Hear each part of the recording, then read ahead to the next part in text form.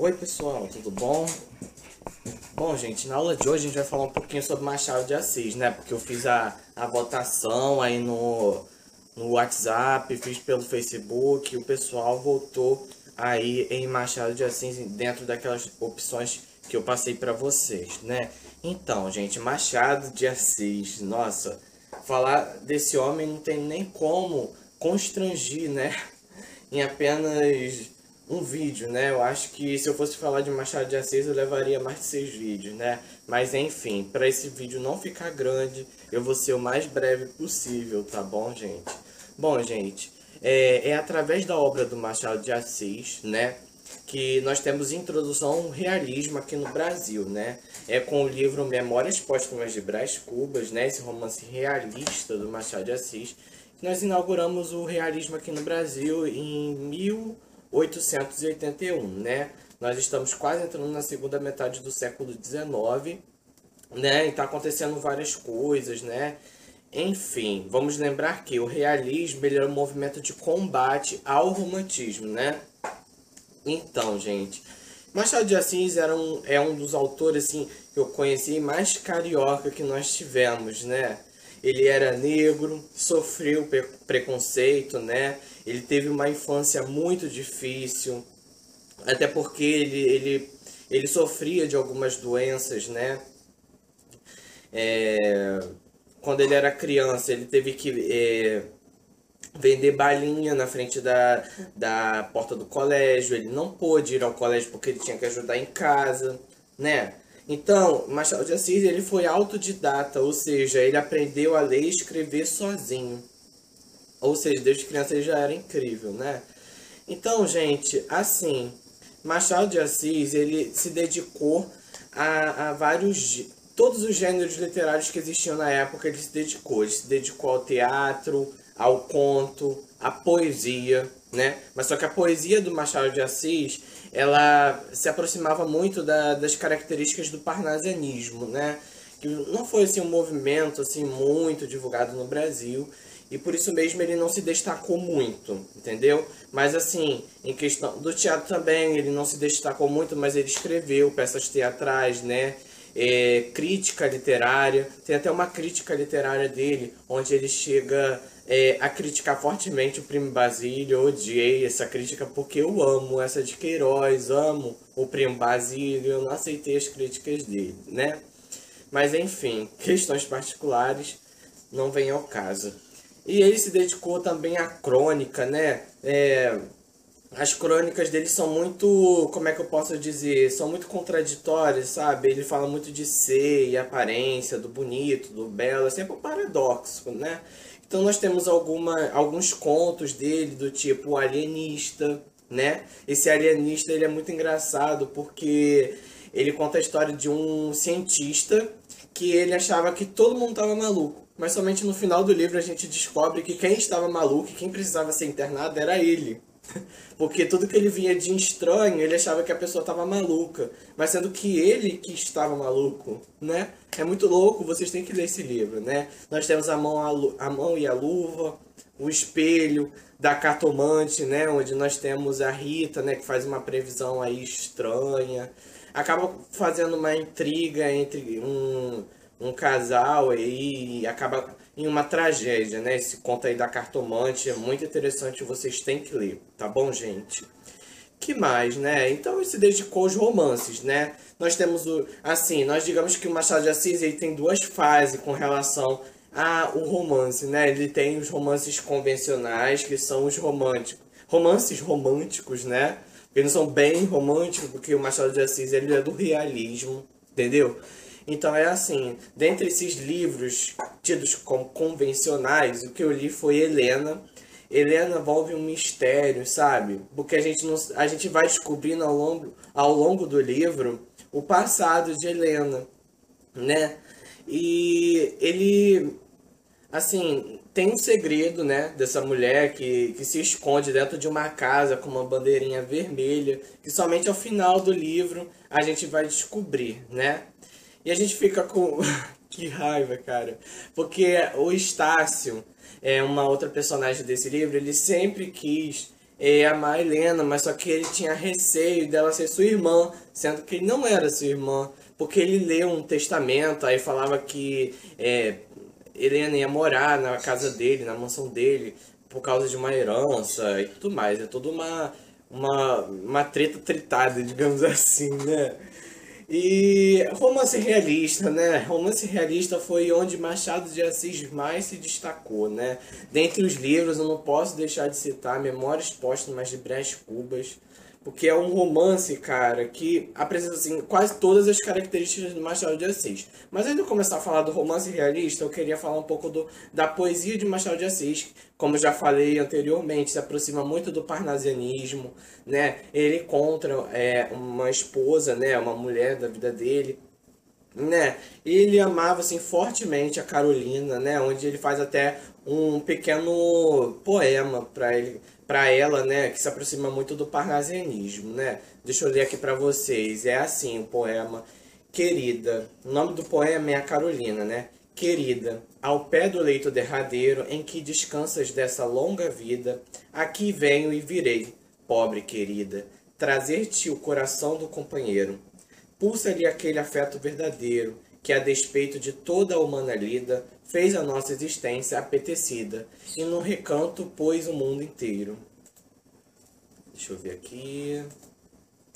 Trago-te flores, restos arrancados da terra que nos viu passar unidos, e ora morto nos deixa separados, que eu, se tenho nos olhos mal feridos, pensamentos de vida formulados, são pensamentos idos e vividos. Nossa, gente, muito lindo esse poema, né, a Carolina. Assim, se vocês quiserem ler mais, vocês procuram aí no Professor Google, tá bom? Então, gente, o romance realista do Machado de Assis, ele apresenta certas características, tá bom, gente? Do tipo, deixa eu ver aqui, nós temos o discurso metalinguístico. O que seria esse discurso metalinguístico, né? Seria assim, ele usa... Nós temos aquela função de linguagem, né? A metalinguagem, onde nós usamos o código para falar do próprio código. Ou seja, se eu estou falando do dicionário, se você procurar a palavra dicionário no dicionário, você vai achar, entendeu? É tipo isso. Ou então eu faço um filme que fala como fazer um filme. É tipo isso. E Machado de Assis, ele usa o livro para se comunicar com você. Entendeu? Então, você pode encontrar assim no livro, caro leitor desatento, prezado leitor. Aí você pode se imaginar assim, ué, ele tá falando comigo? Claro, ele tá falando com você. Machado de Assis, ele quer dialogar com você através do livro, né? E nós temos também a concisão vocabular, né? Machado de Assis, ele não se apropriou muito de adjetivos para escrever, né? Ele era uma linguagem simples, objetiva e direta. Nós temos também uma narração não linear. O que significa isso? Ele pode começar tanto do final, depois ele volta para o começo, depois ele vai para o meio e depois volta para o final, como é o caso do Memórias Póstumas de Brás Cubas. E também porque ele faz muita análise psicológica das personagens, né? Ele é preocupado muito com o interior. Tem até um livro que ele faz, né? Que é Dom Casmurro, né? Onde nós temos o romance aí do Bentinho e da Capitu. Até hoje a gente não sabe se Capitu realmente traiu Bentinho com Escobar, né? Assim, fica aí com essa contradição, não traiu, sim, traiu. Mas assim, gente, tem vários argumentos, né, que são coerentes, que você pode comprovar, né? Por exemplo, eu sustento a minha tese da seguinte maneira: Capitu não traiu Bentinho. Porque, assim, no livro nós só temos a visão do Bentinho. E o Bentinho, ele era advogado, ele se formou em direito, então ele tinha o poder da persuasão, né? Se ele quiser que você acredite que a Capitu traiu, você vai acreditar, porque ele tem o poder da persuasão. Então, por isso que eu não me deixo abater por essa persuasão, e eu acredito que a Capitu não traiu o Bentinho, entendeu? E tem pessoas também que acreditam o contrário, né? Que a Capitu traiu o Bentinho, porque tem partes no livro que fala, né? Assim, tem uma parte no livro que é o seguinte, que Escobar vai até a casa de Bentinho, sendo que o Bentinho não está. Aí depois Bentinho vai tirar satisfação com o Escobar, né? Ele fala o seguinte: ué, por que você foi até minha casa se você sabia que eu não estava lá? Mas só que Bentinho também ele tinha uma quedinha pela Sancha, né? A Sancha, que era a esposa do Escobar, né? É, é, Bentinho também já quis matar o próprio filho, né? Tem aquela famosa cena do café onde ele bota veneno no café, pede pro filho tomar e ele se arrepende, fica chorando, né? A esposa entra, a Capitu entra no escritório, vê ele chorando, né? E eles acabam tendo uma briga ali, né? Mas é isso. Mas por que que tem essa dúvida, né? Porque Capitu ela viaja para a Suíça, Bentinho volta e aí a Capitu fica lá com o filho dele, o Ezequiel, morre de caraca, qual é aquela doença do rato, cara? Ah, esqueci o nome, gente. O nome da doença que vem da urina do rato. Eu esqueci, mas ele morre disso. E a Capitu acaba morrendo de velhice lá na Suíça, sozinha, né? E aí a gente não sabe se ela realmente traiu ou não. E Bentinho, ele era tão louco que ele achava que o filho dele, o Ezequiel, tava ficando igual ao Escobar, o jeito do Escobar. Tudo tava ficando igual ao Escobar. Mas a gente não sabe se é verdade, porque ele só tem a visão dele. Pode ser que não, né? Mas é isso. Memórias Póstumas de Brás Cubas, como o próprio nome já sugere, né? É Memórias Póstumas, é uma memória pós-morte, né? E esse romance, ele começa assim, né? Vou ler para vocês aqui o iniciozinho, né? Olha para quem ele dedica a obra. Ao verme que primeiro roeu as frias carnes do meu cadáver, dedico como saudosa lembrança estas memórias póstumas, assim, suave na nave, né? Nada demais, né? Você escrever um livro e dedicar ao verme. Olha só que safado era o Machado de Assis, não é mesmo? Então, gente, esse livro, ele começa pelo final. Ele não é um livro fácil de se ler. Porque ele começa pelo final, começa pela morte. Depois, Brás Cubas, ele volta pro início. Porque ele vai contar toda a história dele, né? Até chegar na morte novamente, né? Aí ele fala dos romances que ele teve com a Marcela, né? Aí entra a ironia, né? Aquela famosa ironia, onde persegue aí Machado de Assis, que é o seguinte, que tem nesse livro, né? Marcela amou-me durante 5 meses e 11 contos de réis, né? Ou seja, a Marcela era uma prostituta de luxo, mas que amava ele somente por causa do dinheiro. E a ironia é justamente isso, é quando a gente fala uma coisa querendo dizer outra, entendeu? Nós temos o pessimismo também, né? E como Machado de Assis ele faz muita análise psicológica, ele não dá muita importância para o enredo. Um enredo é só para te situar aonde que você tá, né? Mas ele faz muita análise psicológica mesmo, entendeu? Tem o universalismo, características do realismo, né? Ou seja, ele vai extrapolar o particular. As cenas do Machado de Assis poderiam ser escritas em qualquer época do tempo, né? Elas são atemporais, por isso que ele é inovador. Ele é inovador tanto pela metalinguagem, né? O discurso metalinguístico, como pelo universalismo, né? Que ele transforma esse universalismo do realismo, né? Nós temos Quincas Borbas, que é a continuação do Memórias Póstumas de Brás Cubas. Vocês vão amar esse livro, por quê? Porque é o seguinte, ele vai contar a história do Rubião. O Rubião, ele era, acho que era um vizinho ou um colega muito próximo do Quincas Borbas. Quincas Borbas, ele aparece no Memórias Póstumas de Brás Cubas, muito pobre, né? Ele acaba roubando um relógio do Brás Cubas, né? E ele tem um livro só para ele, né? Tanto é que no início do livro ele fala: se você não leu Memórias Póstumas de Brás Cubas, por favor, leia-o, porque só assim você vai poder entender essa história. Ele fala isso mesmo na primeira capa do livro, né? Um livro fazendo propaganda de outro, que coisa louca, né? Então, Quincas Borbas acaba morrendo, ele deixa um testamento, e quem leu esse testamento é Rubião.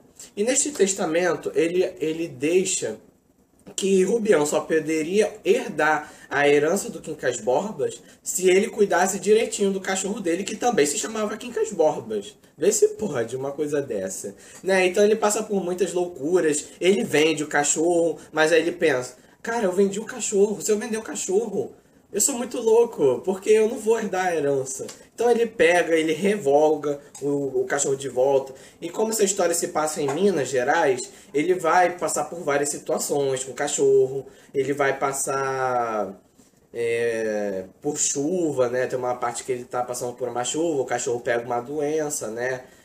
Devido à chuva. E o cachorro acaba morrendo e ele também acaba morrendo, né? Acaba nenhum nem outro herdando a herança, né? Enfim, gente. Bom, acho que eu tinha para falar sobre Machado de Assis era isso, né? Que ele passou por muitos preconceitos, mas ele alcançou a notoriedade, né? Ele fundou a Academia Brasileira de Letras, né? Que tá aí até hoje. E Machado de Assis, ele era super carioca, ele não dava aí por essas ruas aí da Tijuca, né? E tudo mais, né? Apesar dele nunca ter tido a oportunidade de estudar, Machado de Assis ele era muito inteligente, cara. Assim, uma inteligência brilhante, tá ok?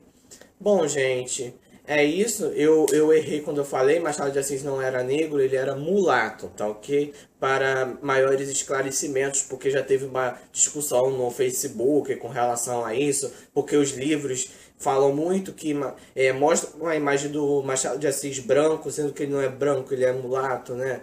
E tudo mais, né? Mas ele tá aí até hoje, virou um imortal e ícone do realismo no Brasil, né? Na próxima aula a gente vai falar um pouquinho sobre o realismo no Brasil. Foi um movimento super importante e inovador que combateu aí o romantismo, tá bom?